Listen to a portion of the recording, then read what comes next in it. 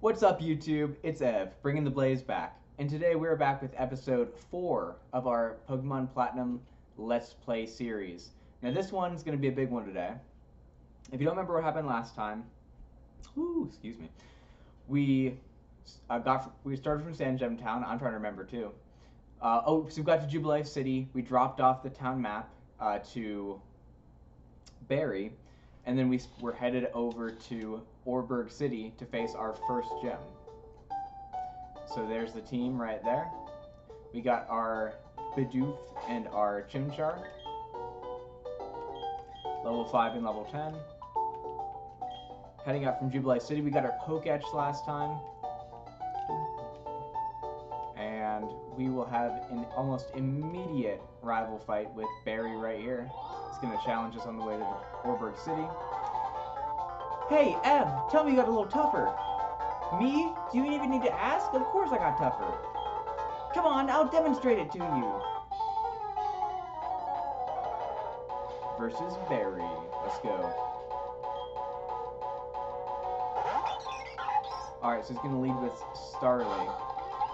Now, for those of you that follow my channel, you probably would have seen that this morning I actually uploaded my second episode of my PTCG Cup with Lettuceman, and we got through Jungle and Fossil, both of those sets today. And so it's kind of thematic. If you are familiar with Diamond and Pearl, I guess Sinnoh in general, and you know what Oreburgh City's theme is, it's thematic that we went through those sets.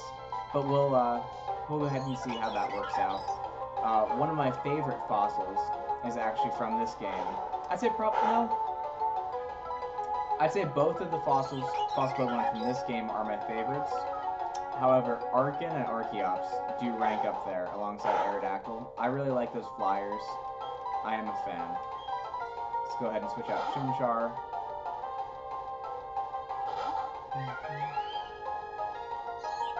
Really give this Starly the what for.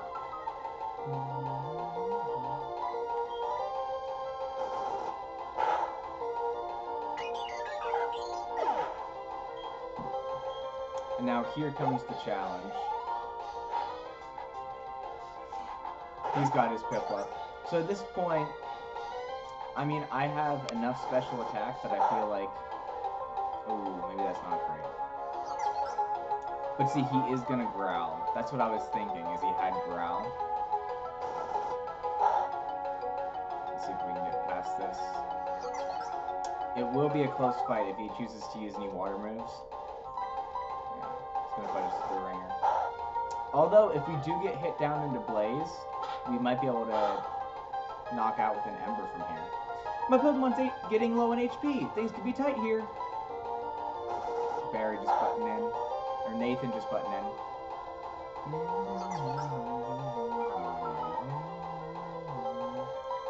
And here we go. Looks like Chimchar's going to be able to take out Piplup. Right after that, there we go.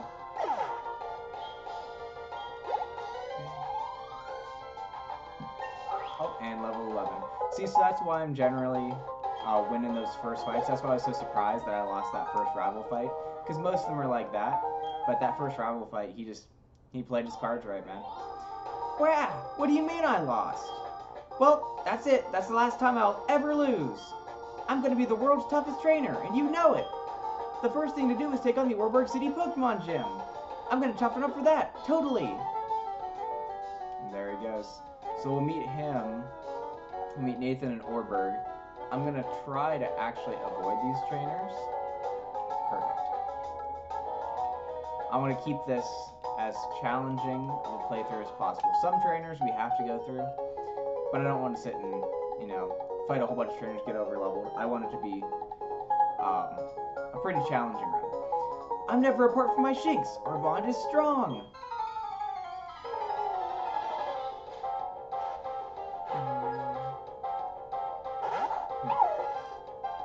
I heard your bond is strong.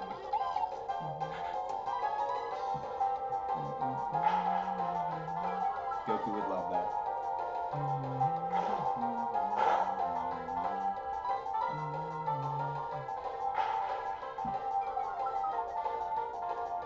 Okay, so I forgot what Bidoof's ability is. I think it's unaware, right? It is unaware. But unfortunately, when he growls on us, that's a stat change on us. Unaware only like ignores the stat changes on him.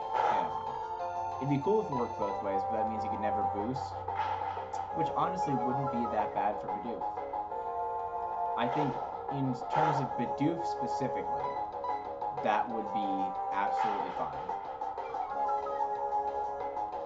Especially since I'm not going to be running any boosting moves on Bidoof anyway. We did get a crit though.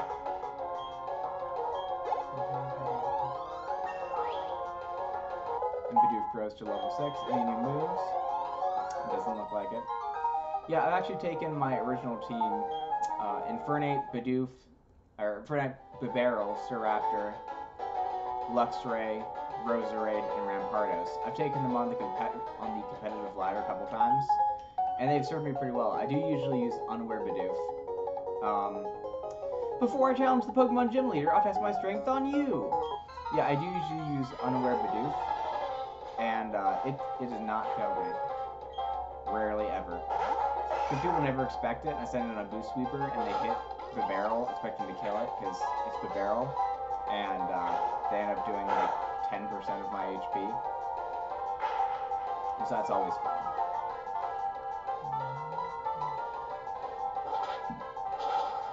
We might need to switch out a... Ooh.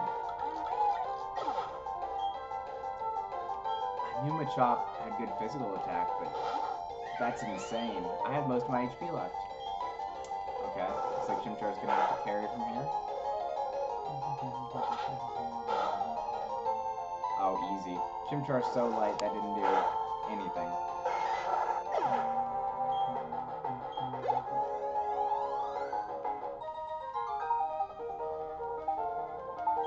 Oh, also, this reminds me, since we're coming up on it anyway, just let me grab this Pokeball.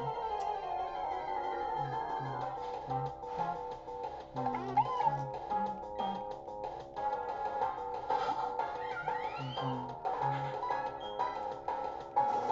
we're gonna use Ember on this Bidoof. It should be a KO. It's not a KO. Bidoof's looking kind of thick. Let's just stick with it.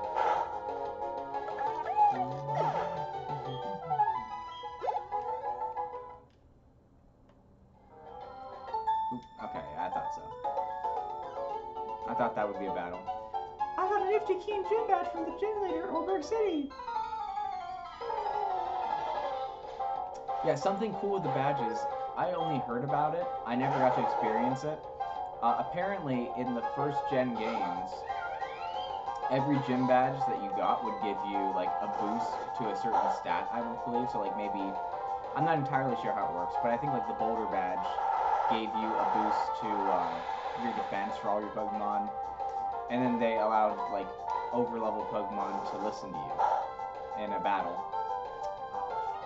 I wasn't even paying attention. I didn't even know I was playing the side up. Okay, let's see if we can pull this back. Yeah, but I think they took that away in these later games. I mean, even by Diamond and Pearl, I think that was out of there. I never noticed it if they did. But I always thought that was a really cool addition. I would appreciate it. I wouldn't mind bringing it back. Maybe have the ability to turn it off, because I know people might think it's too easy. But it is cool, and especially if you're not training and grinding all the time. It adds a sense of regression without having to grind. Trainer tips. If a Pokemon is about to evolve, it can be instantly stopped. Press the B button during evolution to startle the Pokemon into stopping. That's how evolution can be cancelled. Yeah, I've done that a couple of times. It's actually strategic to do it in some cases, because the reason you would do that, for those who don't know, is so... Ooh, that was almost dangerous. Is so that Pokemon, when they're not evolved, they do have lower stats, but they learn stronger moves faster. So you can keep them from evolving so they learn those strong moves, and then you can evolve them at a later level as a trade-off. And some Pokemon that evolve through like stones, they're the same way, so you want to not use the Evolution Stone on them. If you use the Evolution Stone on them early, then they'll then they won't learn the moves, but you have a super strong Pokemon right off the bat. So it's that balance between those. You will eventually, like in terms of like a Chimchar, you will eventually learn those moves, even as an Infernape. But with the Stone evolutions, once you use that Stone on it, you will not have the chance to relearn those moves. And that was kind of like the basis of one of the episodes of the anime. Ash was fighting, his name Volkner, the electric gym leader in Kanto. Oh, I didn't realize I missed her. I found a trainer while looking for some Pokemon! He fought the electric gym leader in Kanto, and the electric gym leader had a Raichu, which is Pikachu's evolved form. But he evolved it right away with the Thunderstone, so it didn't even know any electric moves. And so that was a big story arc for Pikachu too.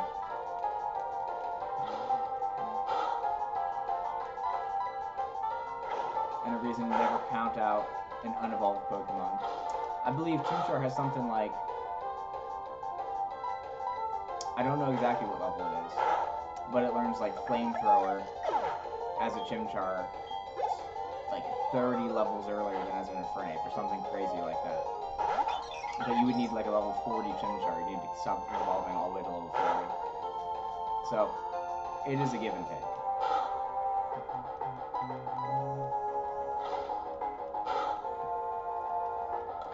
Oh, dude, man. Dude, man. That should be the name of the superhero. It's gonna be Dude, man. He's just a really manly guy. Doesn't have any superpowers or anything.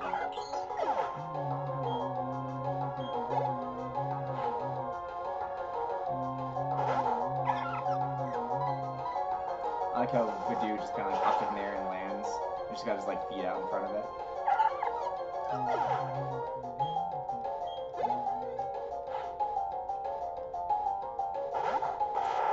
Now I think Abra has good special defense, but I feel like there's so many multipliers on this Ember that it doesn't even matter. Let's see.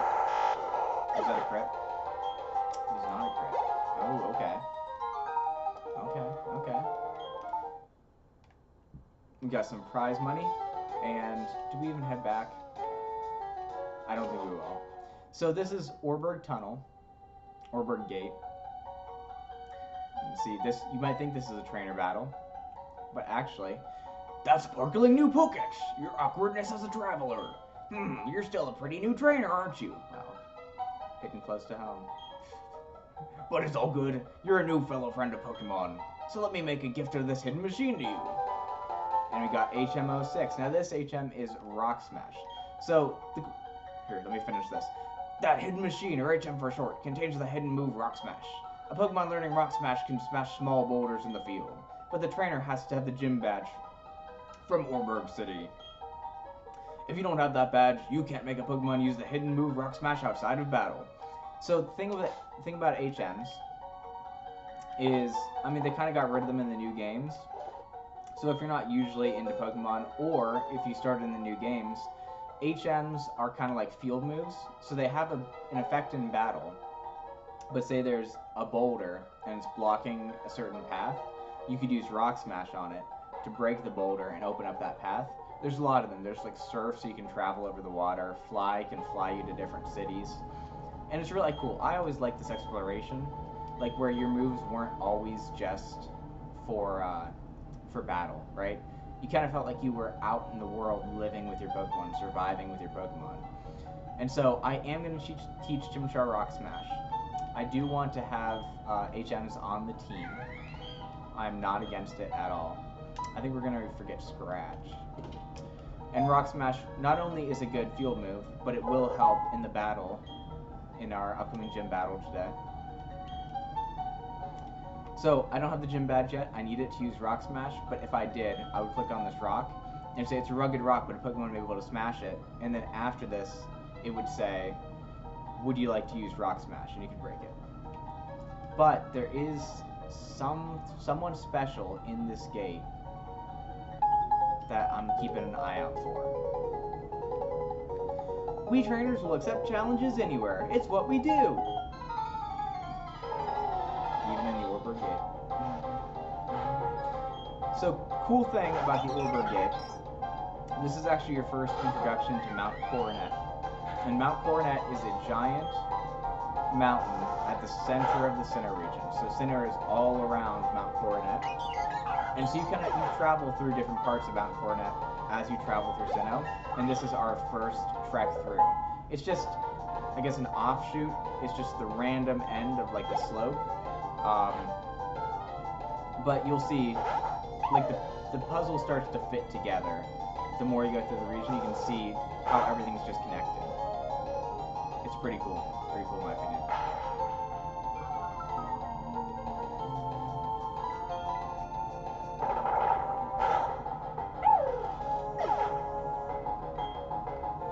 Alright, and Chimchar got 90 experience. Insufficiently raised. And then I think we're going to go ahead and face this camper, J-Camper. To celebrate beginning through this cave, I'm going to battle you. It's not a very long cave, but... Okay, so look, I can show off Rock Smash. Now, what Rock Smash does, it's a relatively low power move. It's a fighting move, too. So eventually, when Chimchar evolves, we will get stab on it. Same type of attack bonus, so it'll be 50% stronger. But it also has a chance of lowering the target's defense. So the more you hit it with Rock Smash, the more damage Rock Smash will do. And you can also use it as a supporting move. If you hit something with Rock Smash, your other physical moves also do more. So I would like to stay in here a little bit longer. There's someone I'm looking for. And it's not a Psyduck. It's not a Psyduck. But there is a Pokemon encounter I know is infamous in almost every cave in Pokemon. People used to hate to see it because it was weak and it didn't evolve. And it's not Geodude either, although he kind of fits that description as well. Now, we've run away from Psyduck, we've run away from Geodude. If y'all are veterans of the game, you probably know who I'm looking for at the moment. Let's run around a little bit, see if we can trigger anything. Anything up here? Wow. A lot of shy Pokemon today in the gate. Oh my goodness. If you have ever played Pokemon in a cave before, you know how insane that entire sequence just was. It never happens like that. People always gotta carry repels to not encounter something every 2 seconds. But caves are really supposed to be like a slog. It's supposed to feel like, you know, it's dark, you can't see much, things are attacking you from all different angles. There he is. This is what we're looking for. And this is a Zubat. It's gonna take some persistence. That might have been too much. Okay, good. It's gonna take some persistence to train up, but if we can make this beautiful creature love us, there's an insane payoff in the end. So that's exactly what we're gonna try to do. Perfect.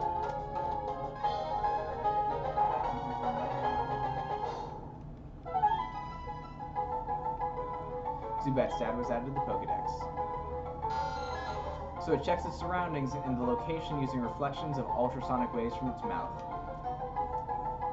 And it doesn't even have any eyes. I wonder, does Zubat have eyes at all, or are they just hidden? I don't know. But this will be our flying type. This is a Pokemon I did want to add to the team since the beginning of this playthrough. This one I had in mind. We got a sassy nature Zubat, and it likes bitter food and loves to eat. Its ability is inner focus, so it can't flinch. Okay. Looks like it's a little defensive. Got good special defense. When it evolves, this Pokemon is known for being fast and defensive. Fast and defensive. So, it is a cool member to have on the team. So this is Oreburgh City, the city of energy. If you haven't noticed from the music picking up, it's a very energetic city. Howdy, trainer. Huh? Uh-oh, you don't have a single gym badge. You better do something about that. I'll take you to the Pokemon gym.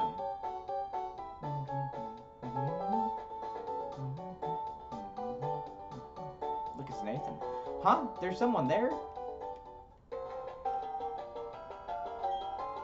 Huh? Oh, it's you, Ev. You finally got here. You're slow like always. But anyway, the gym leader's tough. Like, seriously serious. That's also one of his catchphrases. If the gym leader's this tough, I wonder how he compares to my dad. Huh? I just drifted there. Anyways, the gym leader's gone off to the coal mine. If you want to take on the gym leader, you better go off to the mine too. We will go to the mine, but we're going to stop by the Pokemon Center. If you saw the map, it tells you exactly where to find the Pokemon Center. We're going to heal up our team.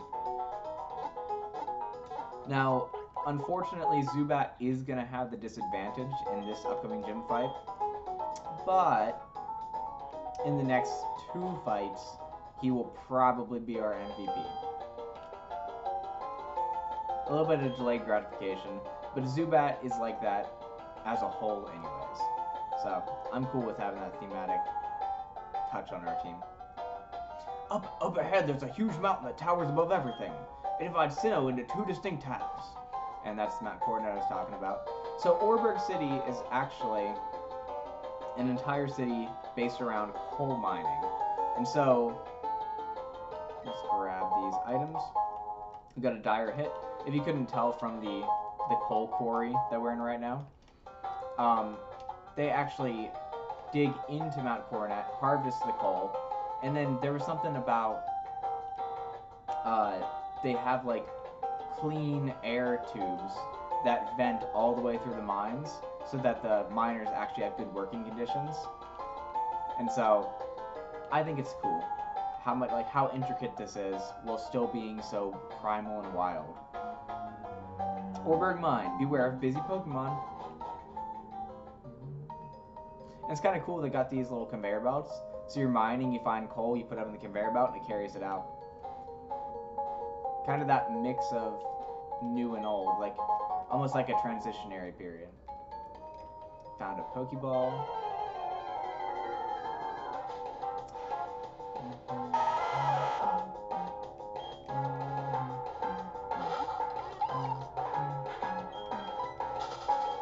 Now, the gym leader is actually down in the mine.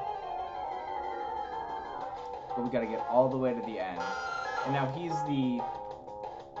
like the head, he's the head of the miners. And so, he will, he'll kind of lead this whole process, the entire mine. He runs it, and then he goes back, and he also runs the gym and takes on new challengers. And we'll meet some people related to him down the line. And so there's a lot of connecting pieces. But there he is with his orange hard hat. Okay, stand back and watch this. Using the hidden move Rock Smash, a boulder blocking your way. So he's going to show us how Rock Smash works. See, and he blows it up. Fallen boulders need to be smashed so they're out of the way. If you could get the badge from the gym in town, you'd be able to do this too. Of course, you'd have to beat the gym leader first. That'd be me. And there he goes. I feel like maybe that was a little too rough of a voice for him, but considering his lineage and the fact that he's working in a coal mine, I would expect him to be a little bit more gruff than they portray him in the anime. I mean, he's still got a baby face and all, don't get me wrong, but I don't know if it's necessarily, you know, to the same extent as a hiker, which is kind of what I gave him, but something along those lines.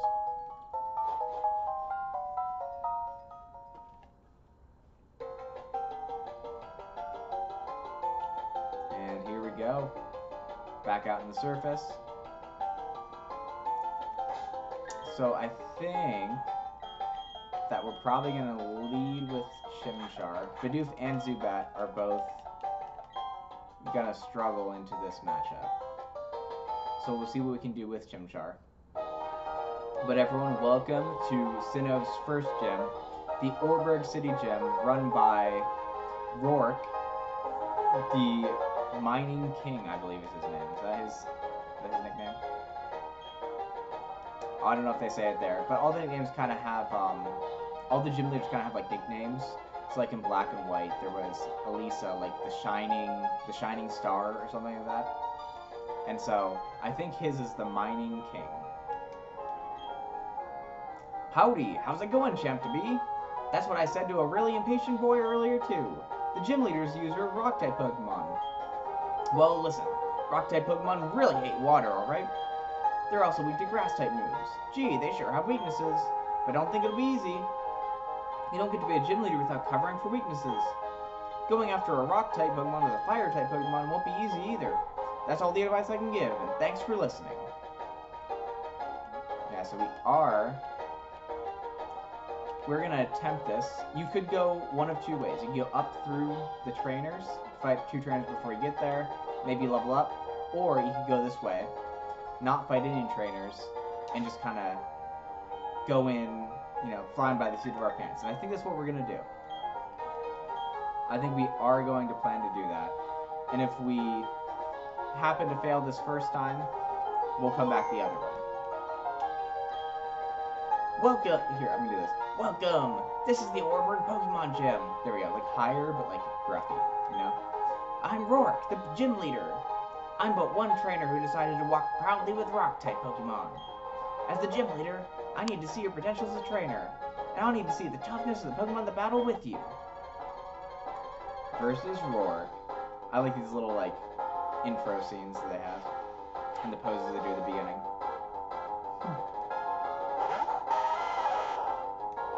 Alright, so he sends in a Geodude first. Let's see what we can do.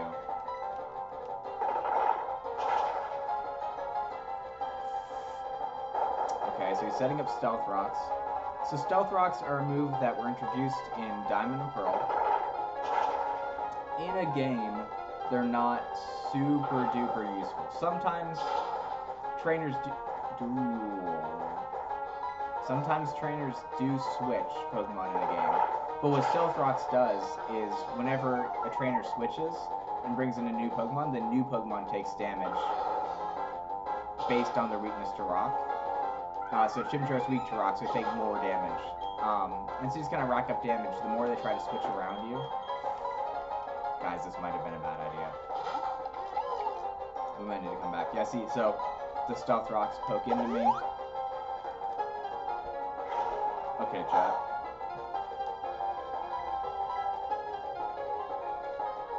We might be cooked. Alright, so...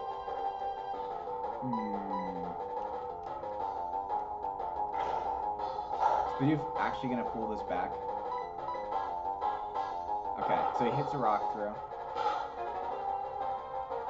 Yeah, so against other people, real people switch a lot more. Because they're always trying to switch into your most advantageous matchup. See, Zubat took more from that because he's weak to rock. So more people switch, real people switch more than the AI. And so as you're switching around, Stealth Rock just chipping and chipping and chipping and chipping. It's a really good move to this day in competitive Pokemon. That's what I thought. Okay, cool. We are going to black out. We're going to go through the middle this time. For a very specific reason. Now, the second time will be easier. Significantly easier, and you'll see why in a moment.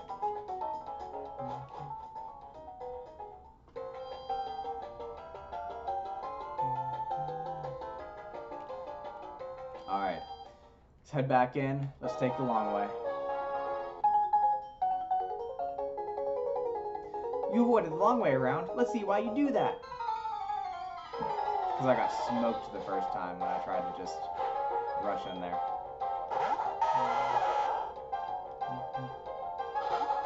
Yeah, so you'll see the first gym was rock, and they mentioned that water and grass both have an advantage on rock. So if we would have picked Turtwig or Piplup, we would be eating good right now. But Chimchar seems to be hung out to dry in this first gym, and you might wonder why that is.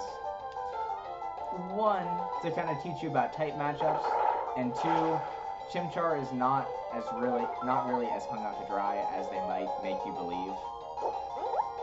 Because Geodude is using Defense Curl, and we're really about to see why. Because Chimchar actually... Oh, trying to time this right. Okay, let's hit it with an Ember.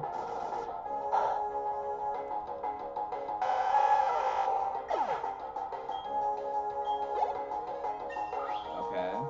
Does he have another Pokemon? Because I kind of want to hold my thought first. Okay.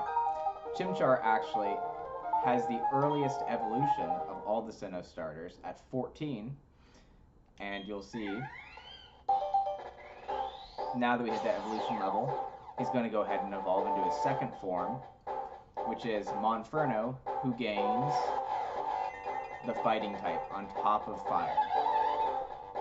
And fighting is one of the types strong against rock, so they kind of are showing you that if you take the time to really train your Pokemon, no matter which Pokemon you choose, there is a way, like, straight through this gym. So, Monferno actually does learn another fighting move. We already gave it Rock Smash, but upon evolution, it learns Mach Punch. Now, I don't know if you ever watched the anime, but those of you who did, when Ash's Chimchar evolved into Monferno and learned Mach Punch, he made it look like the coolest thing ever. And actually, before I watched that anime episode, when I played this game, I always called it Match Punch, because I was a child. But, basically what Mach Punch does, as Mach Punch it makes much more sense, it always goes first.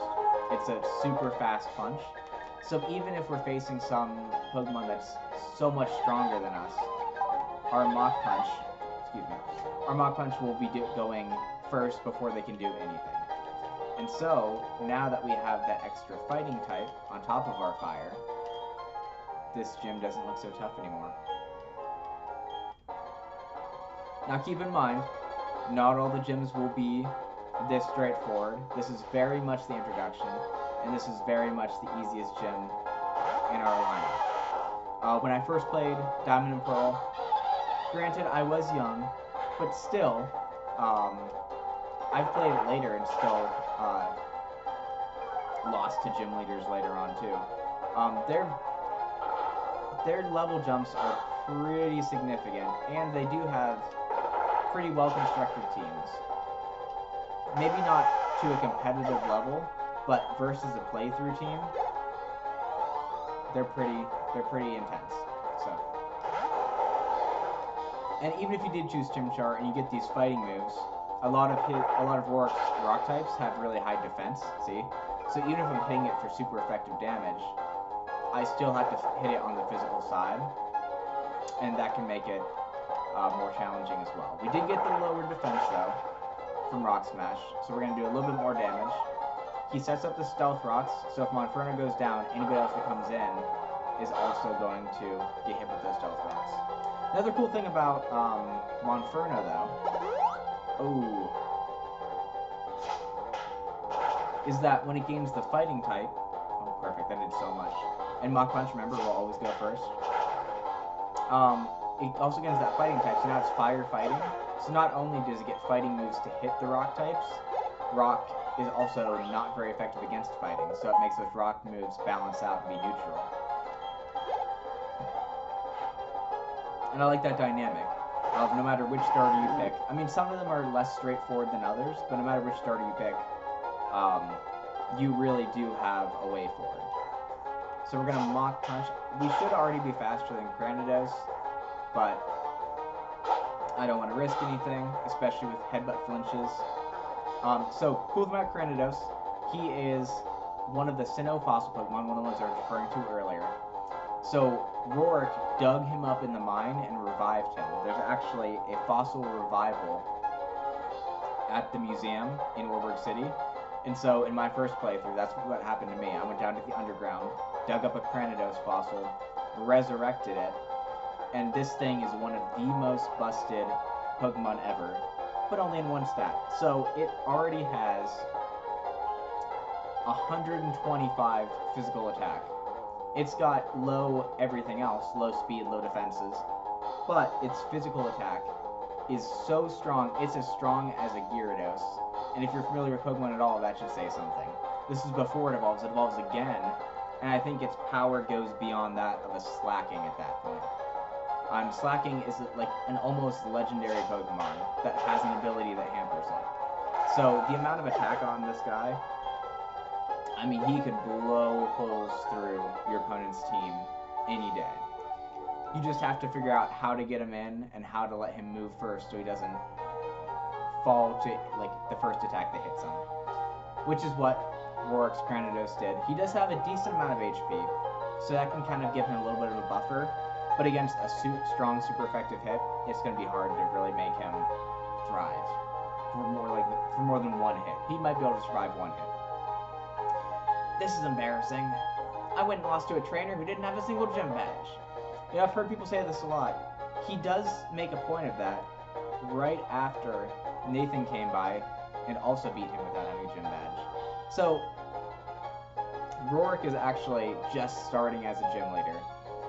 He's a bit of a Nepo baby, and so this is his first kind of foray into being a gym leader. He was just the head miner before this, and so he's just kind of learning with us. And then the other gym leaders have been gym leaders for a while, and you'll start to see that power scale all the way up to the end of the game. But that's tough. You were strong, and I was weak. That's all there is. According to the Pokemon League rules, I have to give you our gym badge. Since you beat me, the leader. You can kind of see he's kind of going off the script. Here's your official Pokemon League coal badge. And so, I think quite obviously, he gives us the coal badge because this is an entire coal mining town. Having that coal badge means your Pokemon can now use the hidden move Rock Smash outside of battle. You should also take this too. And so, I think this would be really cool. He gives us that Stealth Rock move I was talking about earlier. And I think it'd be really cool if there was an instance where you could use it effectively. But other than just chipping out, like, once on every Pokemon that comes out, it's not too useful. We might throw it on somebody. It depends on the circumstances. But if we can find a significant use for it in-game, I would love to do that. I love Stealth Rock. Incidentally, a TM will teach its move to a Pokemon instantly. But a TM will break when you use it, so make certain you want a Pokemon to learn that move. There we go.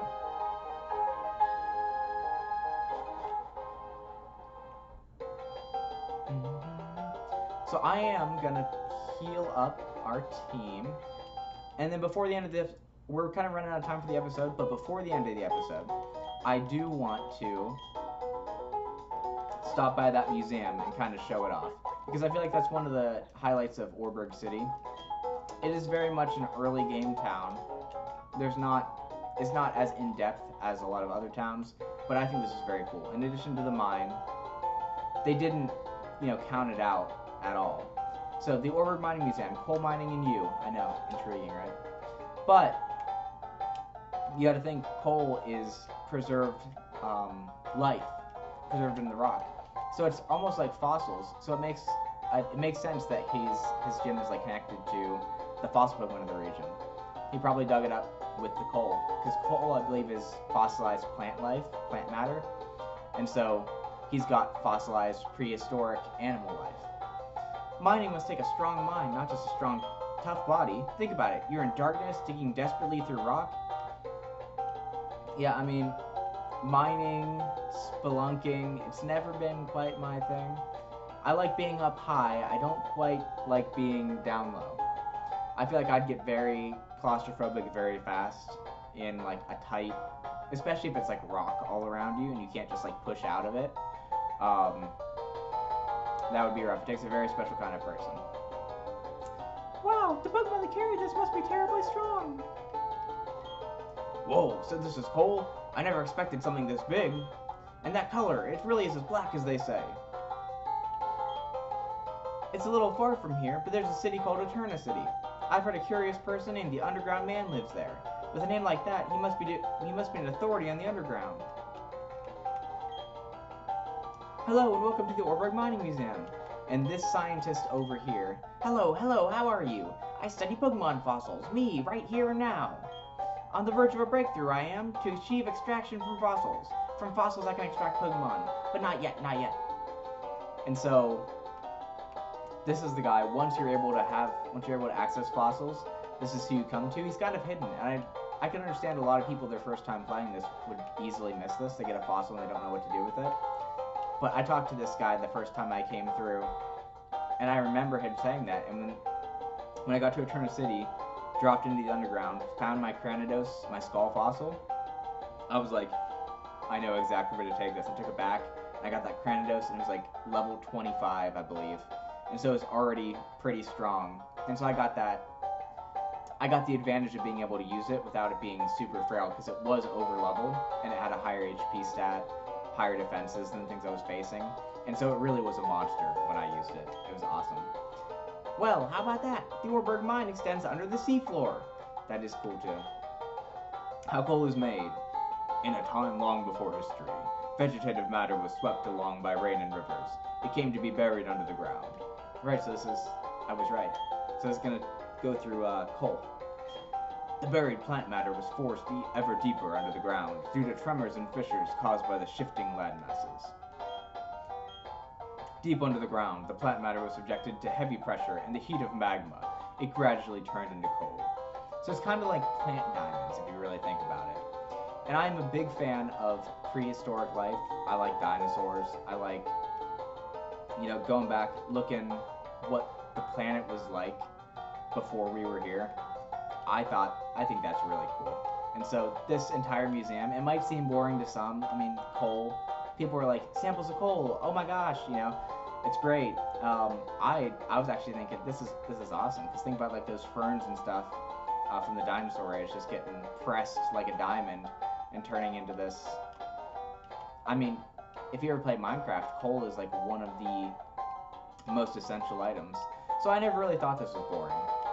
I was always very intrigued by this. Prehistoric times in general. Animals or plants. Fossils are cool. The history of the Oreburgh mine. You could call it a history of effort and friendship between people and Pokemon. Yeah, so absolutely. I'm going to hang out in here till the next episode, vibe into the Oreburgh mine music, and enjoying some samples of coal. But for now, that's the end of the episode. Faced off against the Oreburgh gym leader, and we kind of explored Oreburgh City, met Rourke, kind of got our introduction on the gym system of Sinnoh, and most importantly, we got our starter, Chimchar, evolved into Monferno. Now keep in mind, we will be heading in the direction of Eterna next episode, so get those nicknames ready. Make sure to drop down in the comments below. If not, no worries, I do have some ideas of my own, so they're getting nicknames either way. And I'll think of some nicknames for Zubat. Any other suggestions for additional team members would be great. Drop them down in the comments. I'll put into some thought to them. And then, if you like this video, make sure to like the video and hit that subscribe button for more to keep up to date on these Let's Plays. And guys, I believe that's it. It was great playing with you. This has been Ev, bringing the blaze back. And always remember to stay blazing.